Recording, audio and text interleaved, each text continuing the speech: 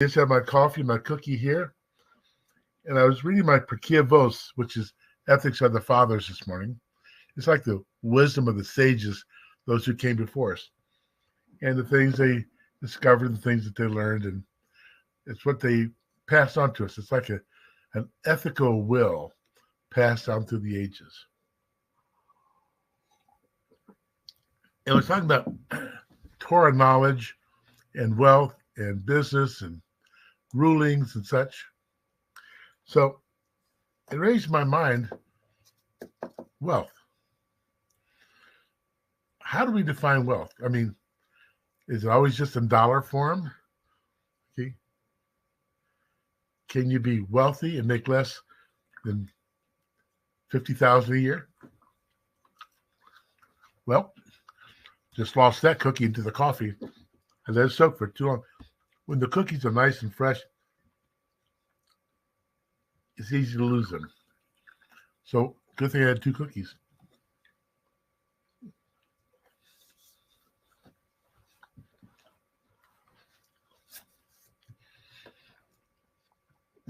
Part of this morning's lesson or conversation also stems from a conversation I had with my Padawan, my apprentice, when we were going to prayers this morning about abundance. What is abundance? Well, to me, abundance is anything above the excess, anything that is considered excess.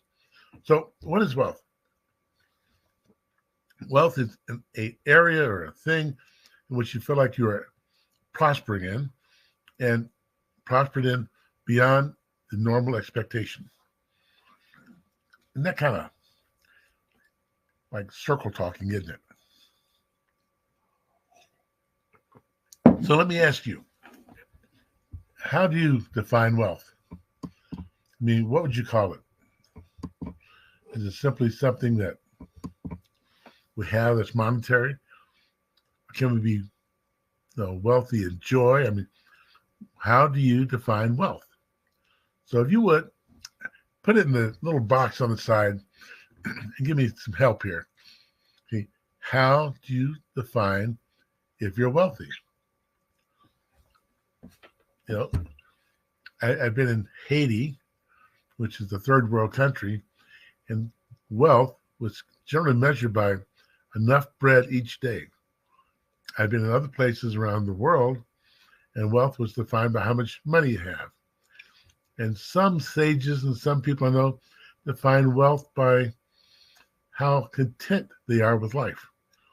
So what is your definition of being wealthy? If you could help me out, give me a little definition there in the box. So this evening, by the way, at 6 o'clock, we're going to be doing our wake up program. And the topic is why bad things happen to good people. There's more than one answer, by the way. So be sure to join us at 6 o'clock tonight. The wealth.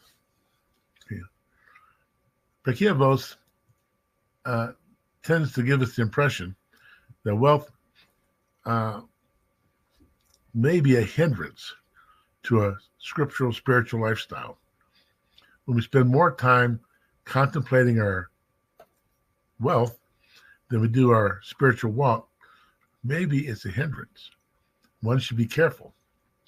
Now, in the scripture that tells us, Yeshua, to lay for yourself up in heaven treasures where moth and thieves do not corrupt or steal. And that makes a lot of sense. But how do I lay my wealth up in heaven? How do I lay my treasures up in heaven? By doing mitzvot, by obedience, acts and deeds of kindness and mercy.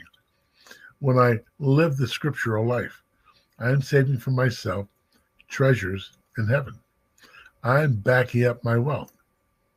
Now, for most of us who are Americans today, we're extremely capitalistically driven.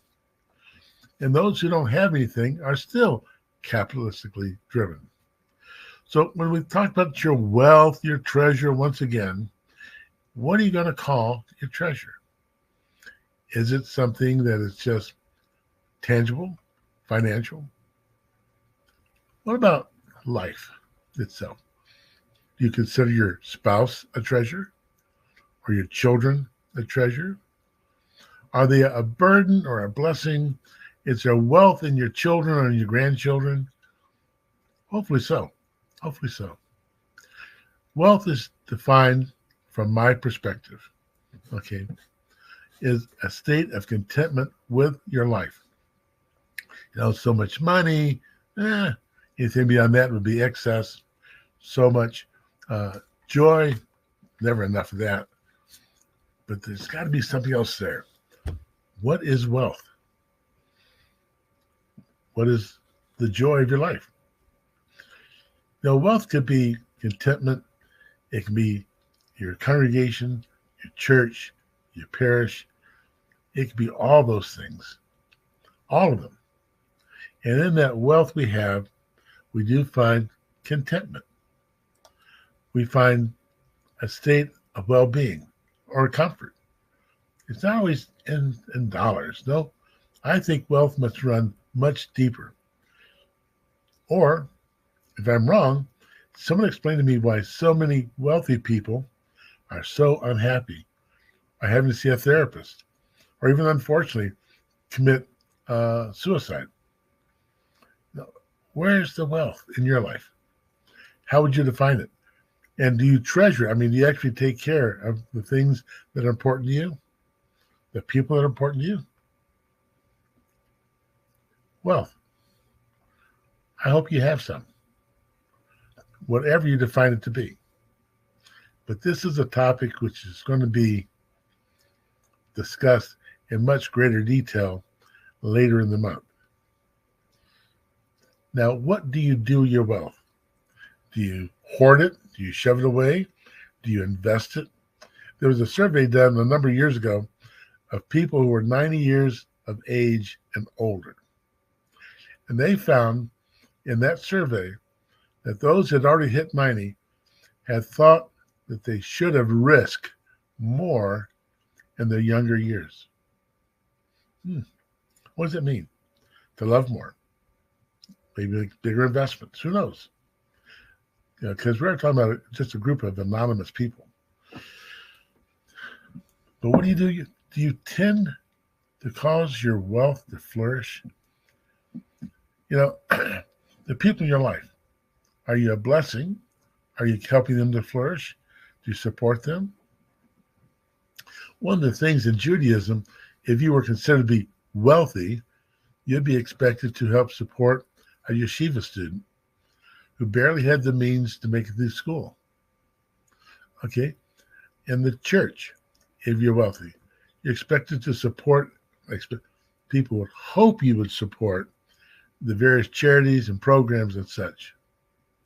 How do you spend your wealth? Or do you just spend it on yourself? Well, I think I've raised the question, beat that horse to death already.